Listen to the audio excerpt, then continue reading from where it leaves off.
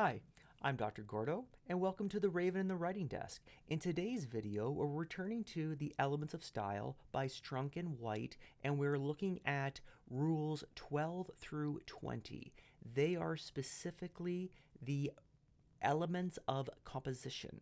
So we're doing a deep dive into the elements of composition. If you haven't seen our first video on the first 11 videos, if you missed our video on the first 11 rules of the elements of style, I'll put a link in the description. And otherwise, let's just jump right into rule number 12. Whereas the first 11 rules are very much about the individual sentence, the rules of composition are more concerned with the composition as a whole, your writing piece as a whole, the tone, verb tense, all the things that bring a writing piece together. And when I say a writing piece, this could be for a professional email. This could be for an essay you have due for class, or a paper you're developing for graduate school, or you simply just want to get better at writing. You need to know the rules of composition. So, rule number 12, choose a suitable design and hold to it. In other words, avoid a stream of consciousness. Stream of consciousness, you could say, well, it's the design in itself. And yes, there are some very talented writers. I'm thinking of people like James Joyce, who have done well with streams of consciousness, but that's very much his ball game. For your writing pieces, if it's your email, stick to a suitable design. This is why I always advise people to work with an outline. If your writing piece is literally 3 sentences long, an outline is not going to help you much. But if there is an idea that you need to communicate, if there is a question that you want to make sure is clear so that it is asked, you need to make sure that you're asking the question you're actually asking and the information is presented in a way that's clear. So you need to plan. So just take a moment. Some of you might be thinking, I'm very busy. I don't have time to be creating outlines, proofreading emails, and so forth. Well, then this isn't the video for you. This is a video for people who want to take the time to improve their writing skills. If you're confident your email's already clear, then go ahead and send. And if you're afraid that it's going to waste some time, I know time is money, you're actually going to save time, because instead of agonizing over an important email, you can have the confidence that, okay, idea clearly stated, I asked a question, I'm done. Email is going off. Moving on to rule number 13. Make the paragraph the unit of composition. And as a classroom teacher, I know I've really hammered this point home over the years. Just how simple it is to write a clear paragraph. Going back to rule number 12, a lot of my students, they just get in that stream of consciousness. They're not planning out. But if I can get to them the point where they're planning out, then they're going to have a basic plan for their paragraph. And a solid design, open with the topic sentence. And now that's the idea of the paragraph. Every other idea in every other sentence needs to agree with that idea. So you're going to give supporting examples. And before you conclude that paragraph, you're going to make sure there's a clear explanation as to how or why these examples link back to the topic sentence. And when you start a new topic, you start a new paragraph. I have read so many essays that have 3 paragraphs. The beginning, introduction, then this body paragraph that goes on for page after page after page, stream of consciousness, then the third paragraph, the conclusion. If that is how you're writing your essays and you do need these videos, please watch them a couple times over. Because I want to ensure that I'm not just talking to essay writers, I want to talk to people who are just every day want to have better writing skills. Let's take a look at a sample email. So, good afternoon, sir, or the person's name. I hope your week is going well. I like to have a little one-line opener here just to help set tone. Now, because I said I hope your week is going well, the information that follows should follow that tone. Never send someone an email with bad news that opens up like, hey, I hope you're having a great day, because I'm about to ruin it in the next paragraph. If you're delivering bad news, then your opening should be like, I'm afraid I have something to report, or just something that sets the tone. Don't worry about being ominous if you have bad news to share. Anyway, getting back to the matter at hand. In regard to the topic, in your email, there should be one clear topic. Every additional topic is going to take attention away from all the others and create confusion. So you need a topic. It is the topic. And you're giving examples of the topic. You're explaining the importance of this topic. While you're writing along, and this very much goes back to the first 11 rules, we're looking at balanced sentences, we're looking at tight sentences, and what is the point of this email? What is it going towards? If you're just simply sharing information, please let me know if you have any questions. Regards, Gord. If you're asking for direction or you're asking for a question, go back to this other rule. Try to limit your emails to just one question or one request for direction. I've heard some companies have started even putting the question at the very top of the email, then writing the email just to make sure that the reader understands what is being asked of them. So something you may consider in your own organization. But again, the longer you make your email, the more complicated it's going to be. You can always send a second email. So keep it simple. Rule number 14, use the active voice. And this may be the golden rule of writing. The active voice has the subject in action. You have a performer and you have the audience, whoever's receiving the performance. For example, I will always remember the first time I played that game. That's the active voice. The passive voice makes the subject be more at the receiving end. It almost makes the subject the object. For example, the first time I played the game will always be remembered by me. Even if you're new to English, I hope that passive example sounds awful to your ears. And that is because English sounds much better when it's written in the active voice. Now, you're using the active voice maybe 90% of the time. Wait for a moment when dropping the passive voice is a nice interruption to the flow. And when you interrupt your own writing like that, you're making it stand out. So if you're going along with the active voice, you're using sentences like, the new rules are unpopular, but you might think, no, I need more of a dramatic effect. I'm going to say, unrest follows the new rules. Passive voice, but it's bolder.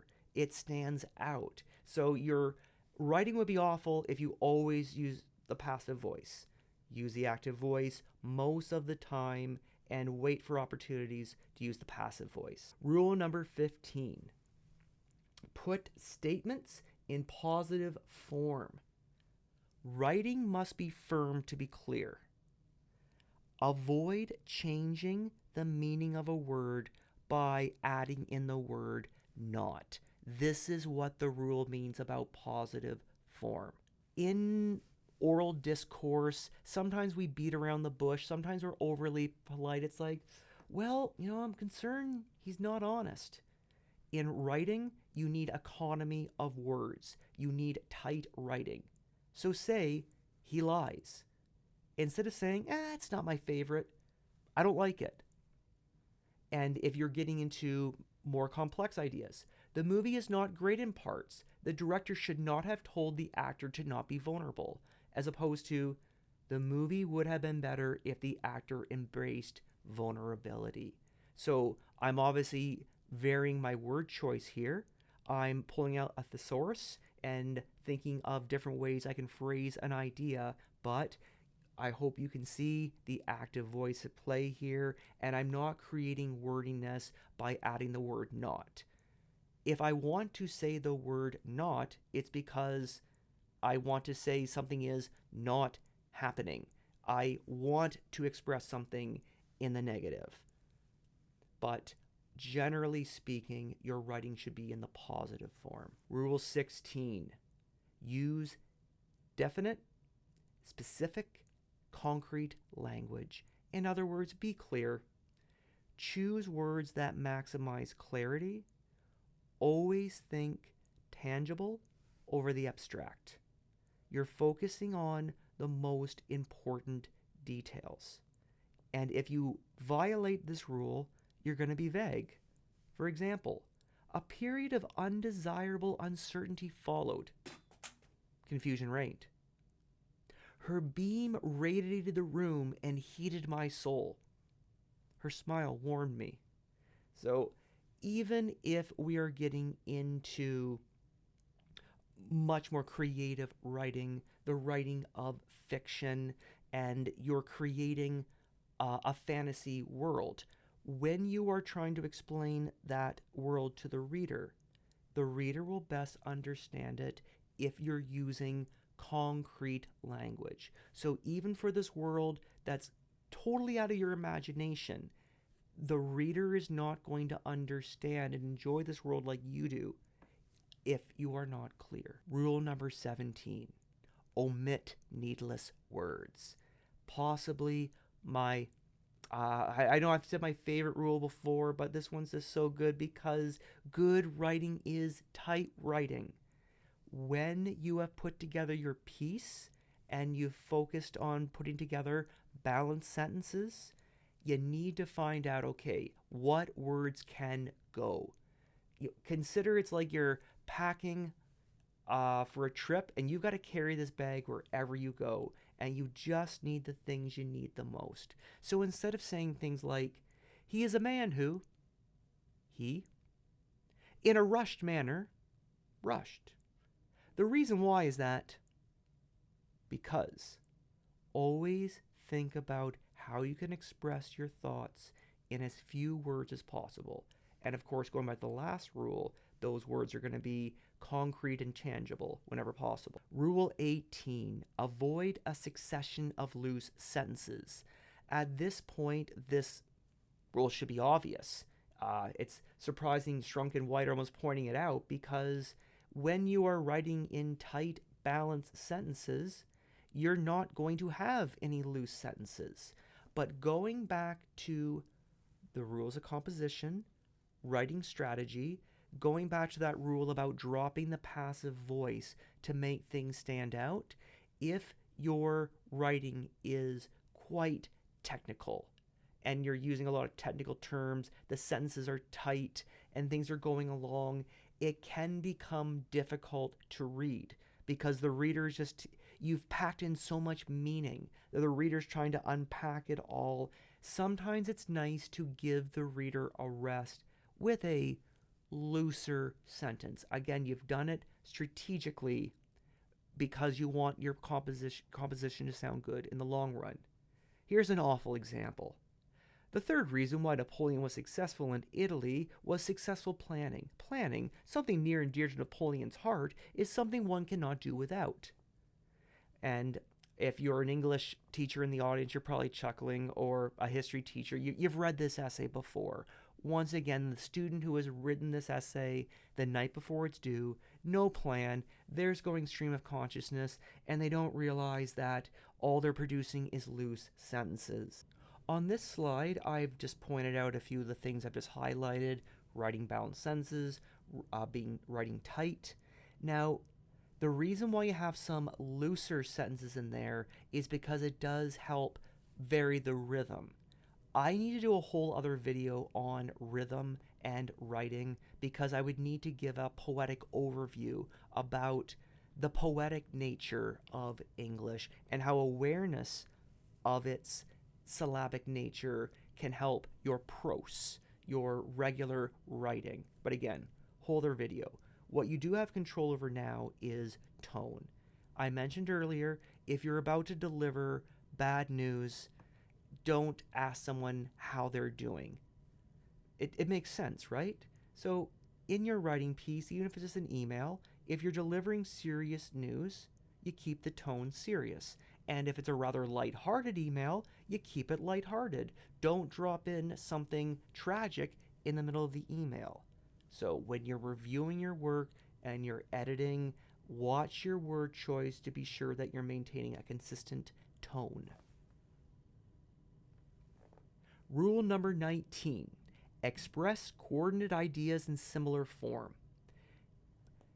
This comes down to logical sameness, the concept of parallel construction. For example, balanced sentences. It's much easier to illustrate this rule than to explain it. Schools used to only teach in person, while now online learning is available.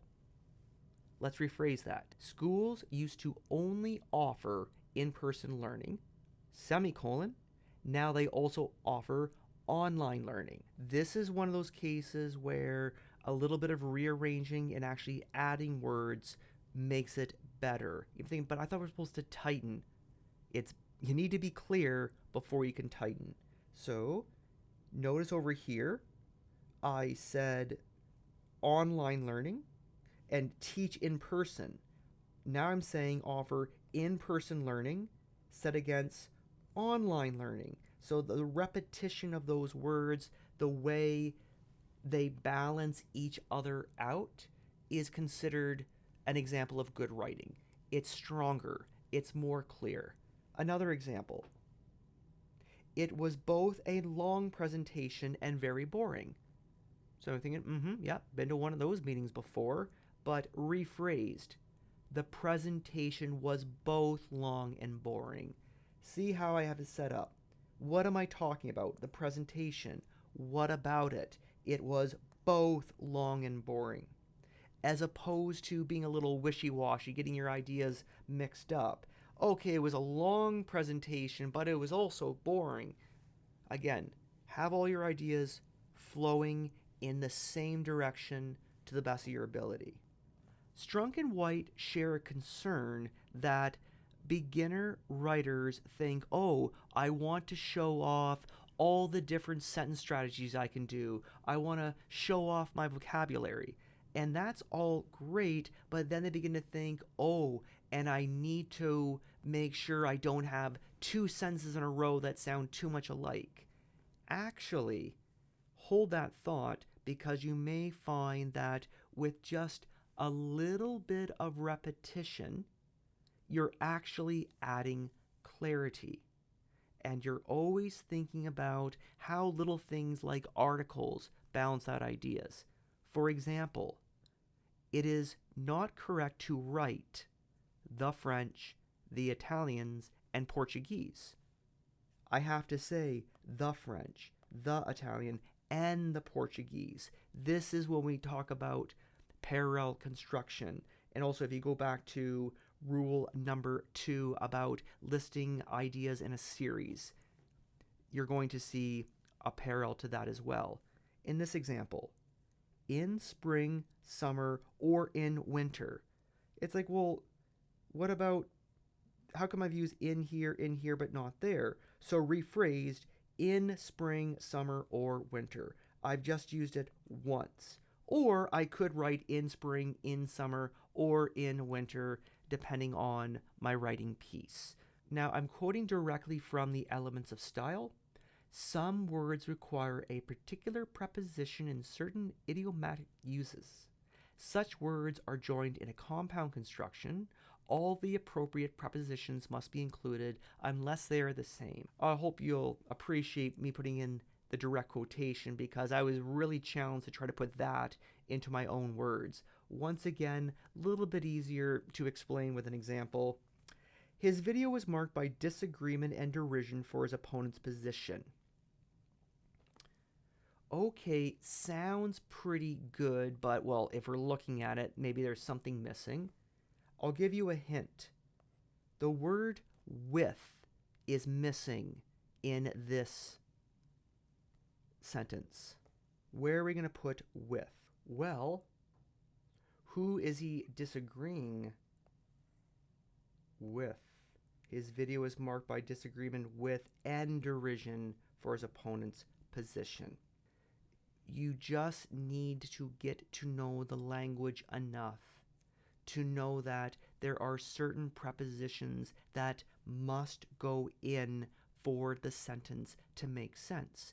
Oral discourse, you can get away with not saying these words all the time. But of course, if your goal is to write as correctly as possible, you just simply get used to these idiomatic expressions. So my advice, and I've said it once, I'm going to say it again, write simple sentences to establish a foundation. And then in the editing process, you may find good ways to bring simple sentences together to form more complex ones.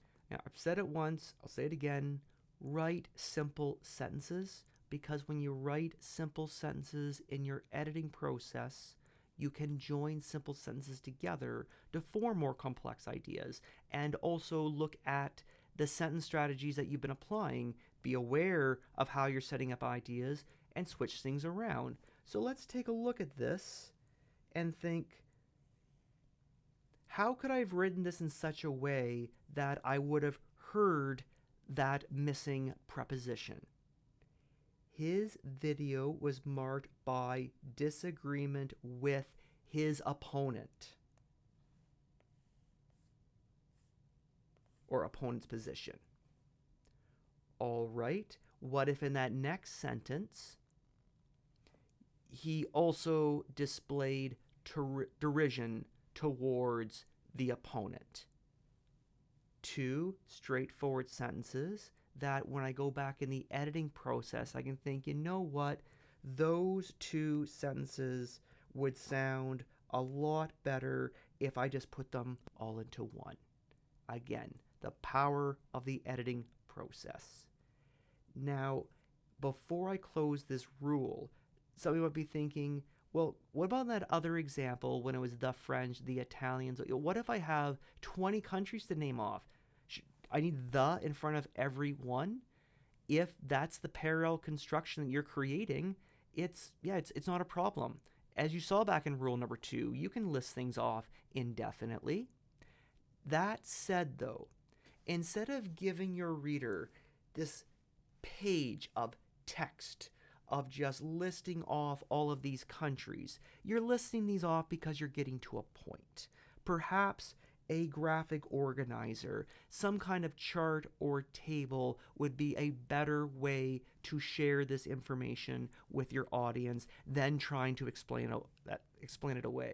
Pro tip in passing, if you are doing a research paper, such as a master's thesis, a PhD, it's very helpful to put all of your ideas into charts.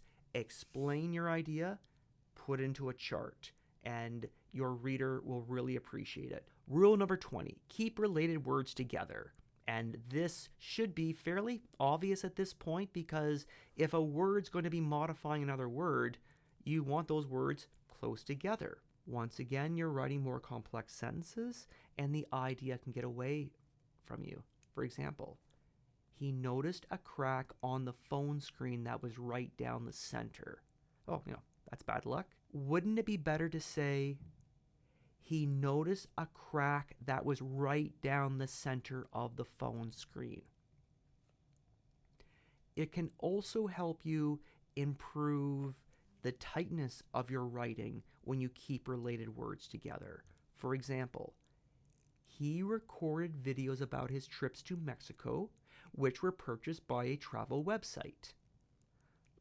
Okay, but wouldn't it be better to say a travel website purchased his trip videos to Mexico? Tightens things up a little bit. Now, let's cross-reference rule number 3, and you'll need to go to the other video if you haven't seen it yet. It has to do with parenthetical details. If you're not sure what a parenthetical detail is, go check out that video. This, I hope, is clear even if you haven't seen that video. Look at this one example here. A cat, unless you take good care of it, will be messy.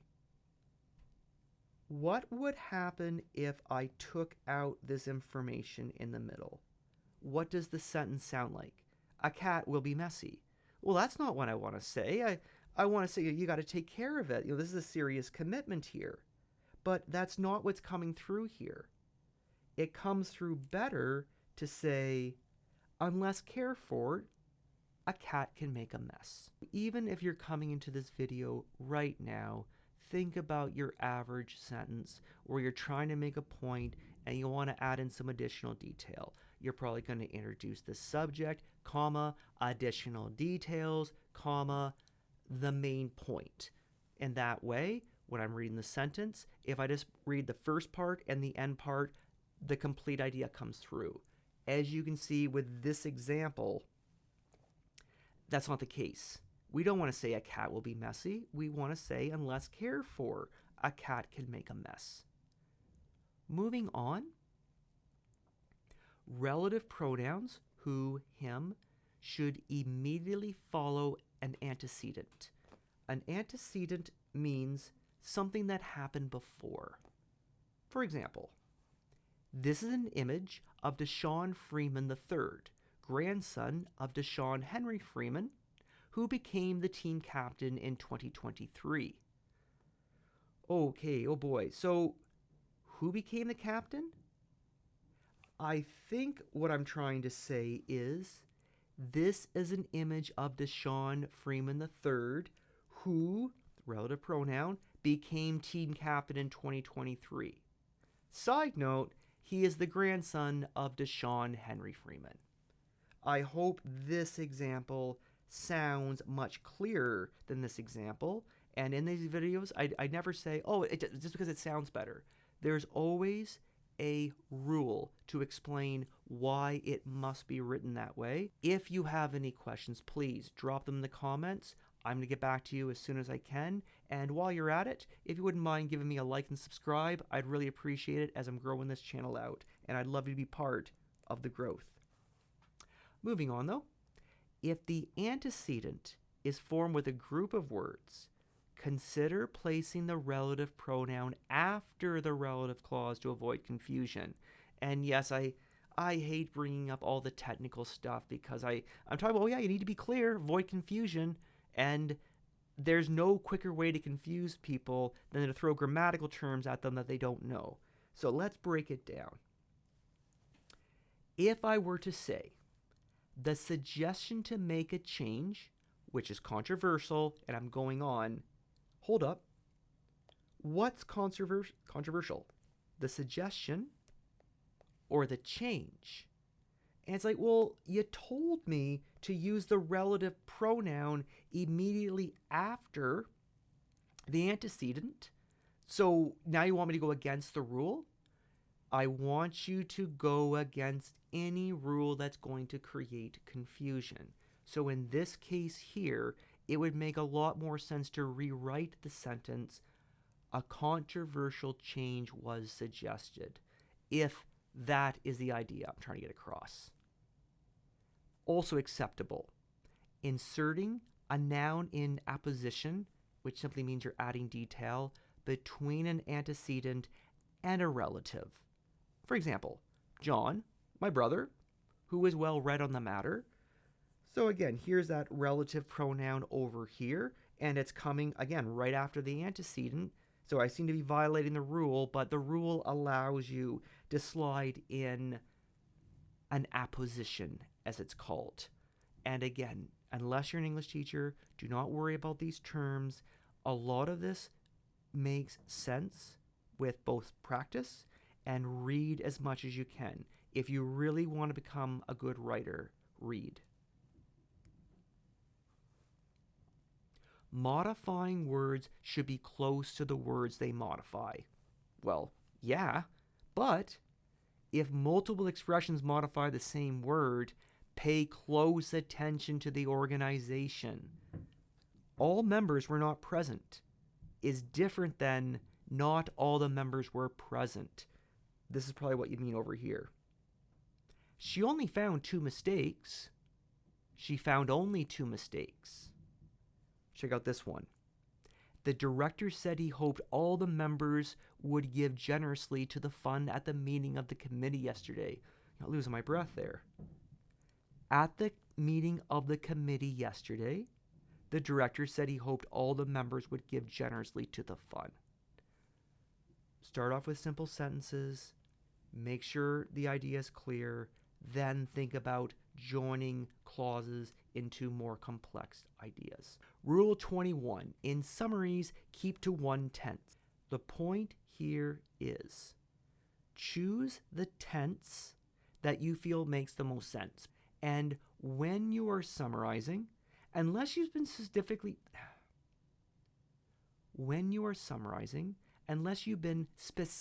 told not to include anything subjective, no personal opinion, it's customary to have some of your own take of the summary.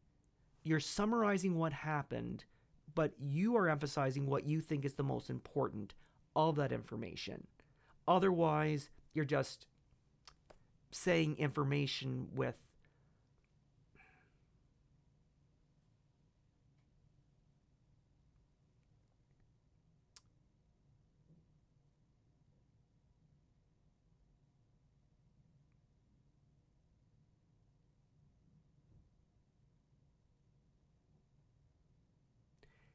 it is good in many cases. You can slide in a professional observation or something that is relatively subjective if you feel it helps to highlight the important parts of your summary.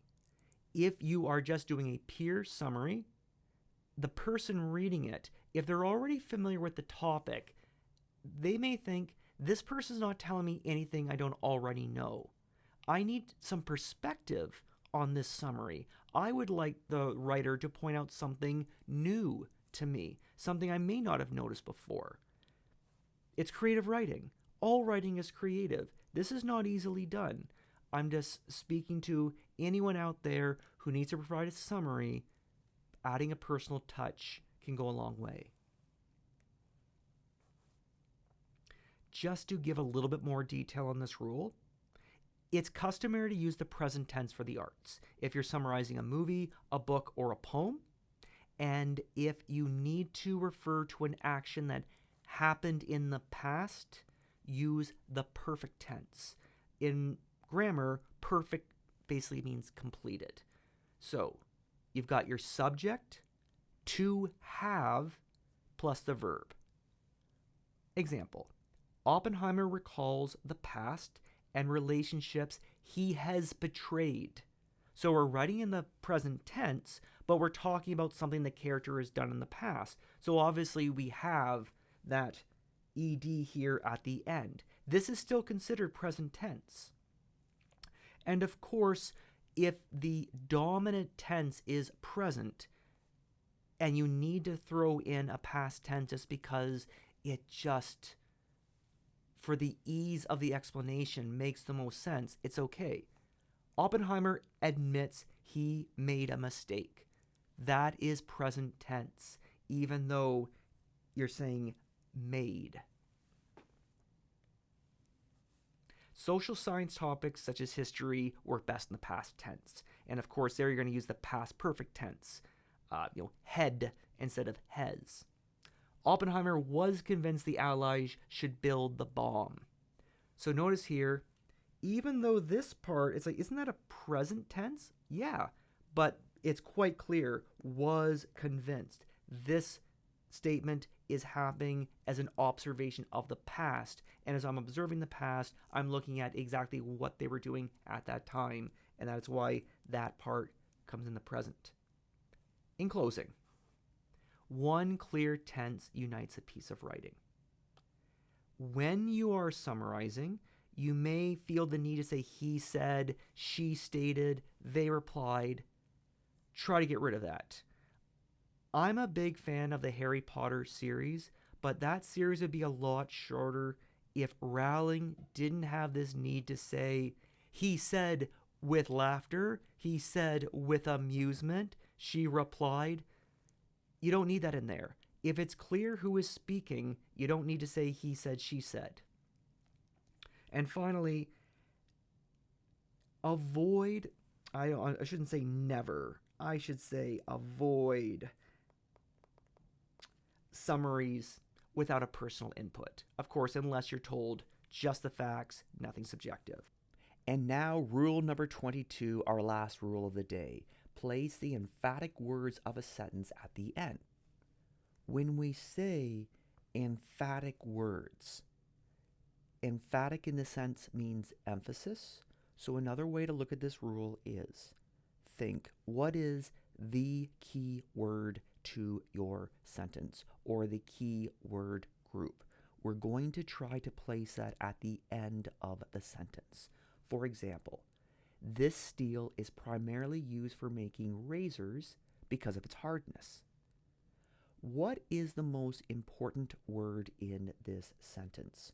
Arguably, it's razors, because the whole sentence is about the steel that is being used to make them. So let's rephrase. Because of its hardness, this steel is used principally for making razors. Much clearer.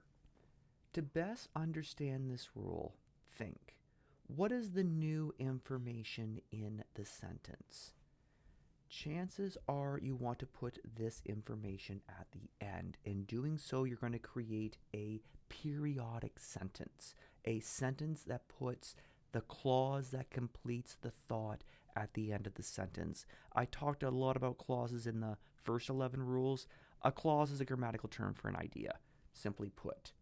So when we talk about simple sentences, you've got your main clause, you've got a comma, and then you have the clause that emphasizes the importance. Put that together, you probably have a solid sentence. And then when you combine simple sentences, you can create complex thoughts like this one. With these hopes and in this belief, I would urge you, laying aside all hindrance, thrusting away all private aims, to devote yourself unswervingly and unflinchingly to the vigorous and successful prosecution of this war. I'm quoting directly from The Elements of Style. In this case here, the successful prosecution of the war is the complete thought. That is what the writer really wants the reader to understand. All the rest is just building up to that idea and then dropping the main point. Rather advanced, but you'll get there. Now, what about putting emphatic words at the start of the sentence? Sure, why not? As we've seen in this video, that the principles of composition is to appreciate how everything comes together as a whole. Your tone, the type of sentences that you're using, the overall rhythm. And in this video, you've learned that you're going to use simple sentences in the active voice, and then you can play around with that, dropping the passive voice or a looser sentence just to let it stand out. Likewise, every once in a while, you can drop the emphatic words at the start of the sentence so that it really stands out. Example, insincerity is something I cannot tolerate. Home is the sailor. I took that one from page 33 of The Elements of Style because it's just a good example of this thought, placing the emphatic words at the start of the sentence where you're going to be putting at the end of the sentence almost all the time. And that is the conclusion of this video. Again, these rules are what you are applying to your writing as part of the editing process to ensure that everything comes together. Going back to rule 22, just as you're placing the emphatic words at the end of a sentence, you're going to be placing your more emphatic ideas at the end of a paragraph. And then when you get into the work as a whole, you're saving the most emphatic for possibly towards the end of the paper. It all comes together. So I really hope you found this useful. Please feel free to ask me any questions. If you haven't done so already, like and subscribe is much appreciated. And in the meantime, have a great day. Thank you.